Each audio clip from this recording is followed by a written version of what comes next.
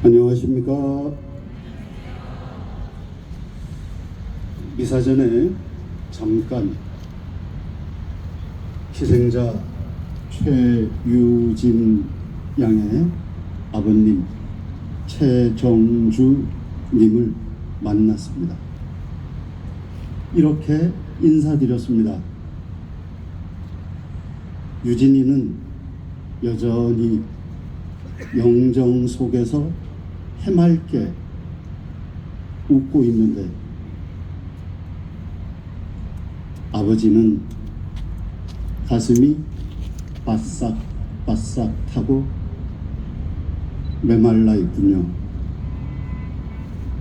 라고 말입니다.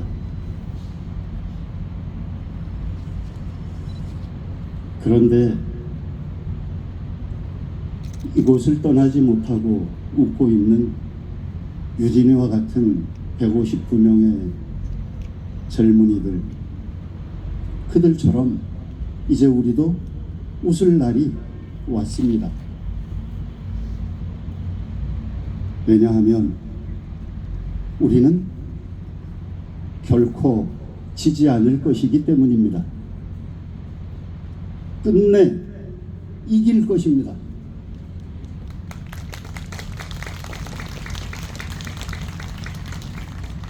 (2022년 3월 9일) 0.73% 차이로 정치검사를 지도자로 받아들인 날,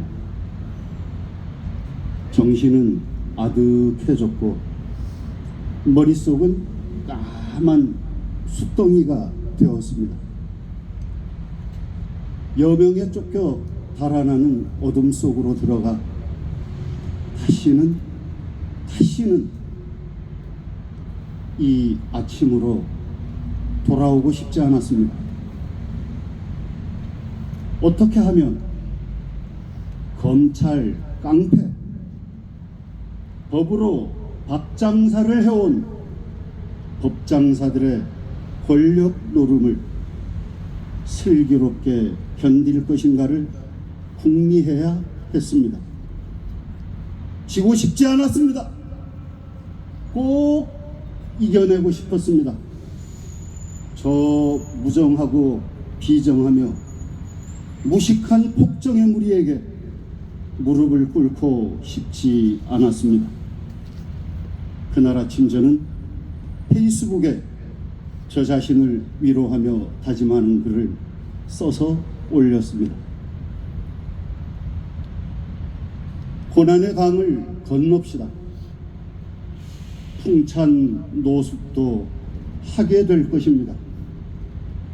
하늘만 쳐다보며 가만히 있으려니 눈앞에 벌어진 일과 앞으로 닥치게 될 일 때문에 기가 막힙니다. 하지만 끝내 이길 것입니다. 1년 하고도 반이 훌쩍 지나가고 있습니다. 마치 제가 구약의 이사야 예언자나 예레미야 예언자처럼 지금의 현실을 미리 내다보고 있었던 것 같습니다. 사랑으로 슬픔을 함께 지고 가는 친구가 됩시다. 일상의 고단함에 시달리던 젊은이들이 이태원에서 매년 열리던 할로윈 축제를 모처럼 즐기려고 나갔다가 싸늘한 죽음으로 돌아왔습니다.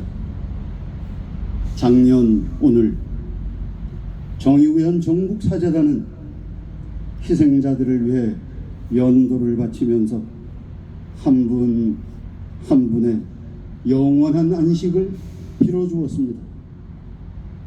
경찰이 명단 공개를 범법이라고 하고 언론과 정치계가 폐륜으로 몰고 갔습니다만 하느님의 아들, 딸들의 영혼을 아버지께 맡겨드리고 유가족을 위로해 주시기를 기도하는 일은 사제가 당연히 해야 할 일을 했을 따름이었습니다. 그날 아이들의 죽음을 애도하는 일조차 폐륜을 저지른 것처럼 몰아가던 분위기 때문에 죄인처럼 숨어서 추모미사에 참석했던 아버님 한 분은 신자는 아니지만 미사를 봉헌해 주셔서 고맙다고, 이름을 부르며 기도해 주셔서 큰 위로가 되었다고, 우리 아이를 밝은 세상으로 꺼내주셔서 고맙다고, 아무도 손 내밀지 않는데 우리 편이 되어주셔서 큰 위로가 되었다고, 죽은 우리 아이를 엄마 아빠의 품으로 되돌려 주셔서 고맙다고 말하며 우셨습니다.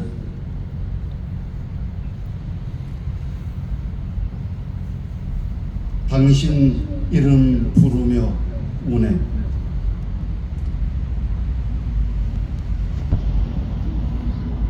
꽃에도 이름이 있고 바람에도 이름이 있고 구름에도 이름이 있고 별에도 이름이 있네. 비에도 강에도 계절에도 사랑에도 슬픔에도 바다에도 신에게도 이름이 있네. 세상에 온 모두에게 이름이 있네. 살아서 부르던 이름 누가 지웠나? 누가 죽음으로 그 이름을 지웠나? 이름이 없으니 어느 입술에도 묻을 수 없고 어느 가슴에도 묻을 수 없어 발자국 없는 발음으로 허공에서 우네. 떠나지 못한 눈빛만 남아서 허공에서 우네. 이름 가리면 슬픔이 가려지나, 이름 지우면 죽음이 지워지나, 살아서 빛나던 이름 그 체온 식지 말라고, 죽음으로 죽음을 덮지 말라고, 살아남아 부끄럽게 꽃잎 하나 던지며 우네. 살아남아 억울하게 당신 이름 부르며 우네.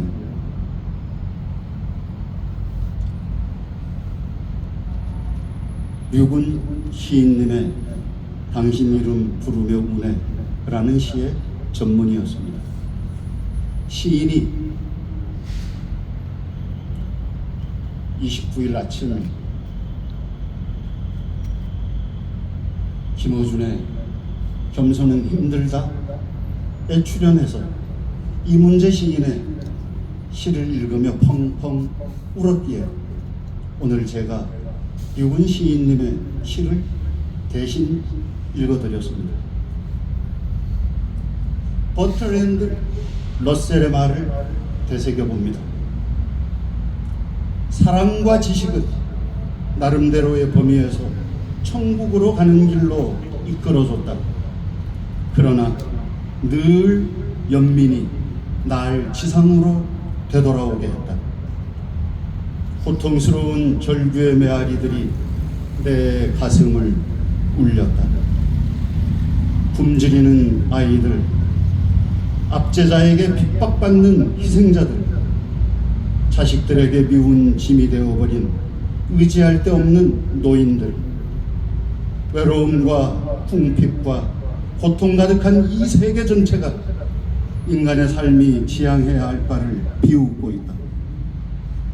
고통이 덜어지기를 갈망하지만 그렇게 하지 못해 나 역시 고통받고 있다. 조국 작가의 장관이라는 이름도 교수라는 이름도 잃어버린 조국 작가의 디케의 눈물 248쪽의 인용입니다. 사람의 사람다움은 연민, 공감, 사랑에서 비롯되고 더욱 빛이 납니다.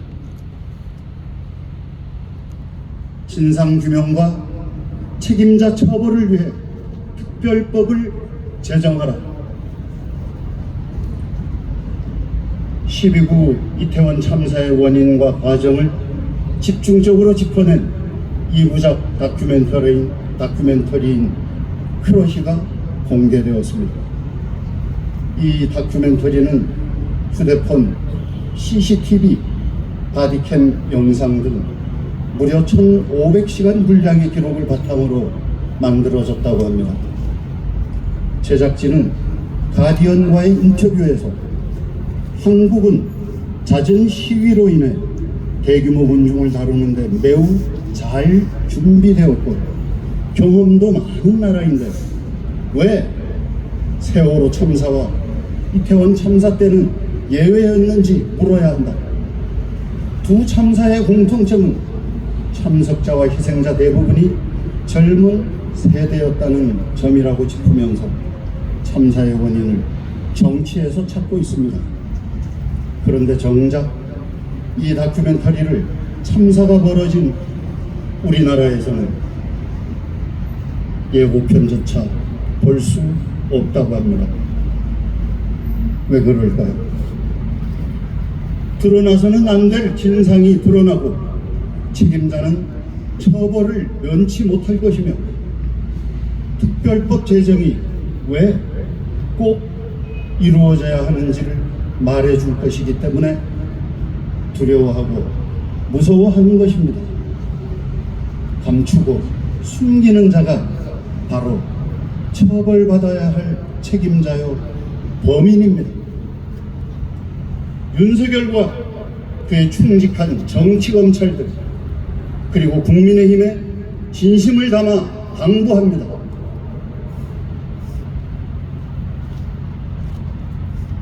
제가 진상을 하면 규명하라, 규명하라, 책임자를 처벌하라, 처벌하라, 특별법을 제정하라, 제정하라 하고 외치는 겁니다. 어서 진상을 규명하라!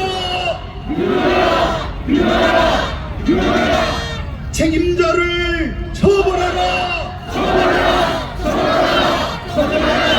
특별법을 제정하라! 제정하라! 제정하라! 제정하라! 고난의 밤을 함께 건너갑시다.